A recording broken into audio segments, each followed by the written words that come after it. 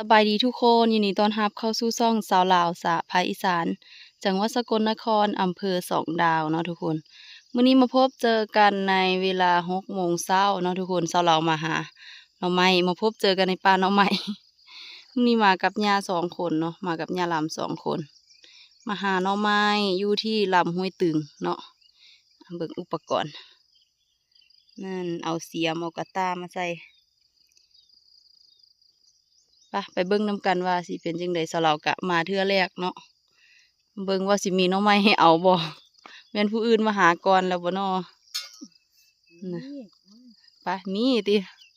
ไปบัดนี้ไปหาเสาะหางัดเอาหน่อไม้ก่อน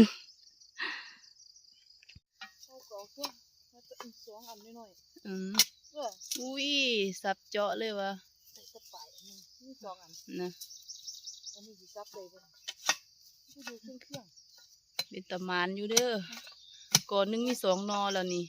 ได้เดี๋ยวจะไปก็กินไปเดี๋ยวเฝ้าไปหาก่อนเนาะจักหน่อยมันสิสวยปะควายให้ลูกเบิ้งวันนี้ปะควายให้ลูกเบิ้งเฝ้ามาหาหน่อกับยาเสยเนาะจักหน่อยมีคนมากเขาสิมาหาเอาก้อนให้ยาวะเอาทำไมมีบ่เอาหาเป็นบ่นอนี่คือเป็นงงๆหน่อยนึงว่ะ นี่เห็นแล้วนอบ่ใหญ่เนาะยังเป็นคือสิกำลังออกนี่นะเบิ่งดูแดดฝุ่นแต่ก็เอาคือเก่าเนาะฝุ่นนะฝุ่นอีกนี่มีสองนอหรือเปล่านะเนาะแต่เราหาหมานบ่เนาะพอได้มีกินอยู่เด้อนี่อันนึงนอนึงเนาะเดี๋ยวเราขอตัวซับหน่อไม้ก่อนเนาะไม่2 กอเนาะทุกคนได้ซ้ำนี่เดี๋ยวไปหาตื่มก่อนย่าลำจักไปทางใดละไม่ย่าจักไปทางใดเดี๋ยวอื่นหาก่อนเนาะมุ่งว่าย่าได้น้อยได้หลายซ้ำใดเดี๋ยวหาตื่มก่อนจักหน่อยจังสิพากันเมื่อแล้ววันนี้ทุกคนปาดโถ4 หน่อเนาะ4 หน่อกับอีกแหนงหนึ่งก็เอาจังสีแล้วเนาะทุกคนบ่เอาจังสีกะบ่ได้หน่อไม้เบิ่งอันนี้ก็หอยเพิ่นซับไปแล้วหอยเพิ่นซับไปแล้วเราก็มาหาทีหลังเนาะต้องเอาจังสีเห็นบ่เอาคนอื่นก็เอาคือเก่าเดี๋ยวเอาก่อนเด้อเมื่อยแอแลแล้วเนาะเบิ่งหน่อไม้กับหน่อลูกหน่ออันหญ้ากับหน่อลูกไผ่ดูต่างกันว่าซั่นจ้าโอเคเอาเดี๋ยวควมสะพานไปฟังพุ่นเนาะข้ามสะพานไปฟังพุ่นหาพุ่นป้าดพุ่นนะมีป่าขังอยู่พุ่นบ่บัวบะอยู่พุ่นย่าเพิ่นไปหามองเพิ่นเคยหาเพิ่นมาประจำเนาะเรามาเป็นเทื่อแรกได้นี่4 ปีมาอยู่นี่4 ปีหาก็ได้มามื้อนี้เพราะว่าหาก็ไปหาได้ทางอื่นเนาะบ่ได้มาทางนี้เนาะนี่ป้ามันเขาเจ้าย่าก็เลยว่าไปย่าก็เลยว่าเราหาซ่าว่าซั่นหาซ่าก็เลยให้ไปก่อนเนาะไปเพิ่นไปไหวเพิ่นก็ได้แต่น้อยใหญ่ๆเจ้าของไปซ่าก็ได้แต่น้อยน้อยเนาะก็กินตามก็เยิ่มเจ้าของนี่แหละได้ซ้ำใดก็เอาซ้ำนั้นเนาะเดี๋ยวเราเข้าไปหาก่อนเด้อ6 แน่น้อยนึงโอ้ยเหงื่ออะไรใครย่อยทุกคนเลยสัวสิได้กินออกจากป่าหน่อไม้แล้วเรียบร้อยอันนี้เป็นกระตาของย่าเนาะย่าลำปาดเบิ่งหน่อไม้ดูหน่อไม้ย่าคือมันงามแท้เบิ่งหน่อไม้ลูกไผ่หน่อไม้ลูกไผ่กะบ่น้อยหน้าย่าคือกันละมีอันใหญ่ในอันน้อยในส่วนหลายสิเป็นอันน้อยเนาะตอนนี้กะเวลา3 โมงพอดีเนาะทุกคน3 โมงตรงเนาะมาตั้งแต่6 โมงเช้าเนาะหุ่นยากำลังไปเอารถโอ้ยยากำลังไปเอารถมาโอ้พอได้ต้มได้แกงได้มกได้ซุปอยู่เนาะ ได้ต้มได้แกงได้หมกได้ซุปอยู่นะแล้วแต่มักสิเฮ็ดจังใดแล้วแต่ผู้ใดอยากเมนูใดก็เฮ็ดได้เนาะนี่เบิ่งวิวดูโอ้ข้าเจ้าไถเบิดแล้วเนาะเพราะว่ามันเป็นป่าอ้อย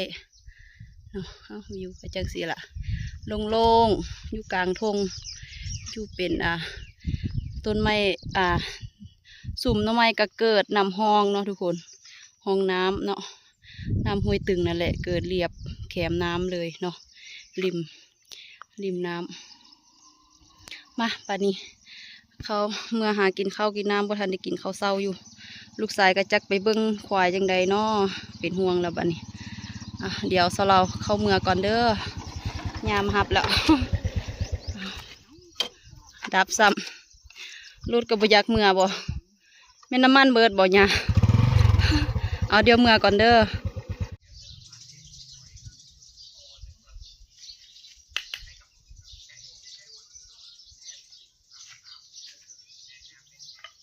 ดังไฟต้มหน่อไม้ว่าท่านปอกอยู่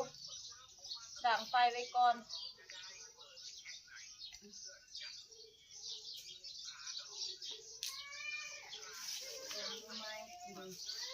กินแรง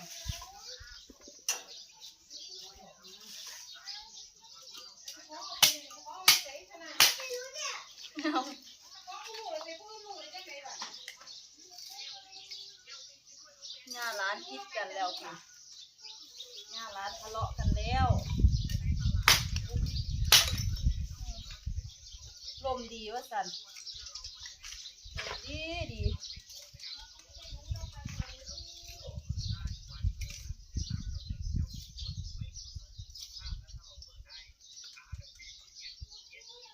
ตั้งหม้อไว้ค่ะ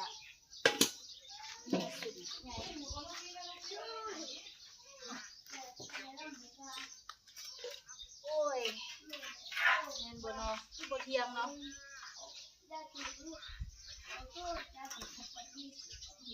เป็นน้ำยังเป็นน้ำคืนบอกที่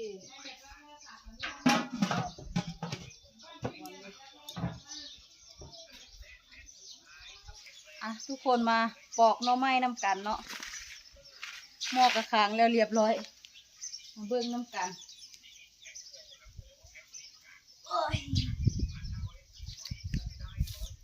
มาเบิ้งน้ำกันเนาะทุกคนว่าได้น้อยได้หลายสำเร็จนี่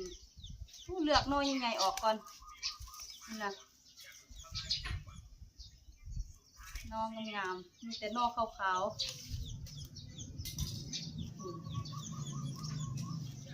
จะมีเสียงรถเสียงอย่างหลายอย่างเลยเด้อเพราะว่าบ่ไ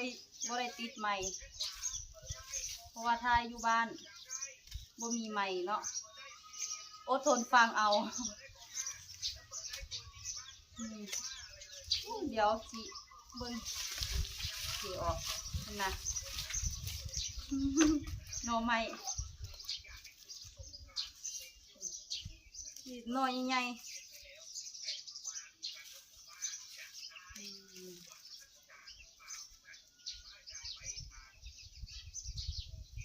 ฝีมือขนาดหน่อหลายว่าสันมาปอกไว้ต้มกินเนาะกินจะกินยังไงก็เอามากินต้มไว้ก่อน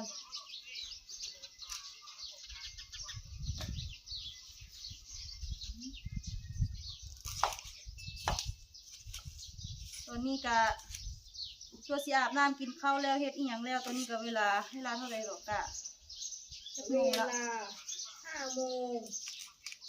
54 นาทีฟาดจะเที่ยงแล้วตัวนี้ว่าสิเฮ็ดอีหยังแล้วก็สิเที่ยงแล้วเนาะทุกคนบ่ได้เฮ็ดอีหยังเลยได้แต่หน่อไม้นี่แหละ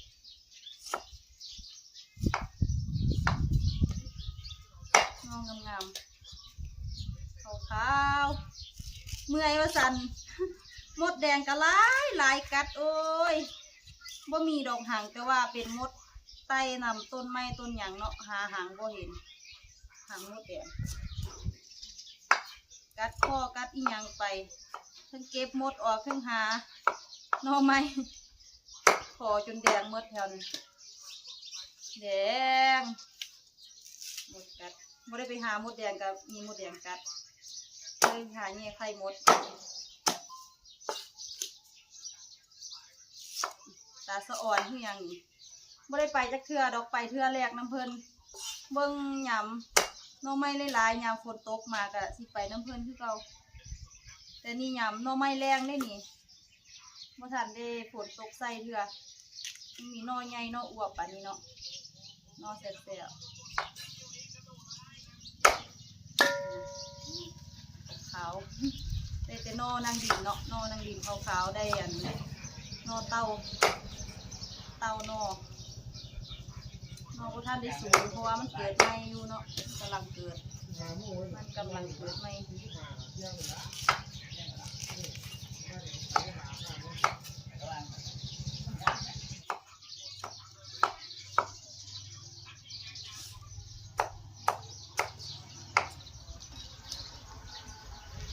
อะไรใส่หน่อยสิงโตน้ำโซกมาแล้วบ่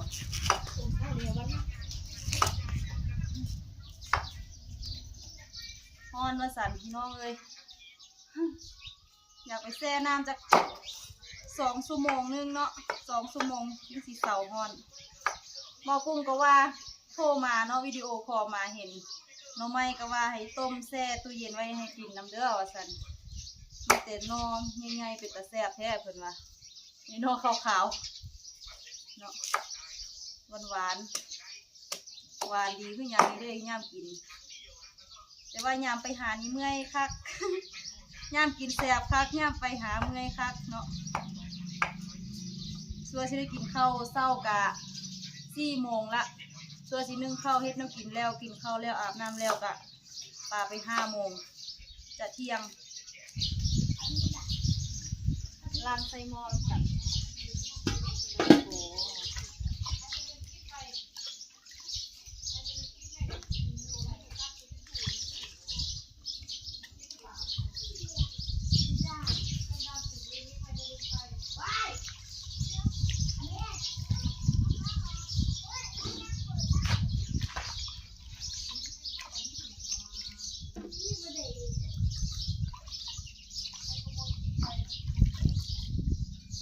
ให้เบิ่งผลงานมื้อนี้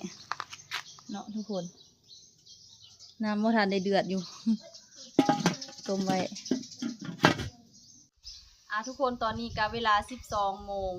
17 นาทีเนาะทุกคนปอกหน่อไม้ต้มแล้วเรียบร้อยเนาะ ตอนนี้กำลังนั่งเฝ้าหม้อหน่อไม้เนาะทุกคน